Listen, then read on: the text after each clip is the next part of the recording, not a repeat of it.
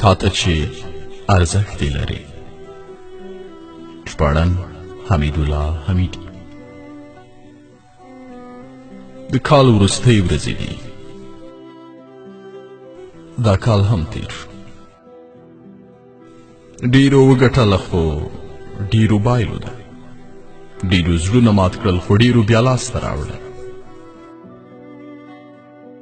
ډېر راغلل او ډېر بیا ولاړل.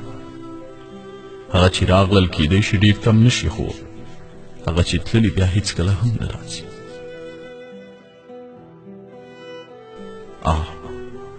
ژوند څومره سخت دی خو کله بیا په سختۍ ارزي. مهمه نه ده چې نړۍ ډېره ناځوانه ده. مهمه دا ده چې موږ ځوان مرده شو او د یو بل په قدر پوه شو. مه پرېږدئ چې له یو بل څخه لرې شئ.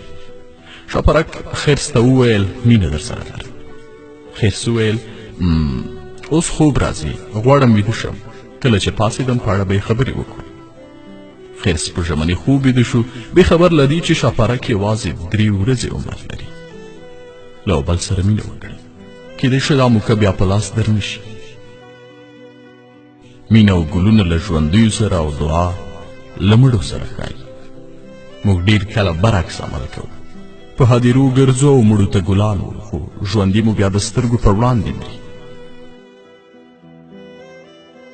نننی ژوند دومره لنډ شوی لکه غوټۍ چې ګل شي ګل مړاوی شي او ورشي. راځئ واړه شیان له یو بله دریغ نه کړو. مینه له مینې او نیکمرغۍ ډک کال ولرئ.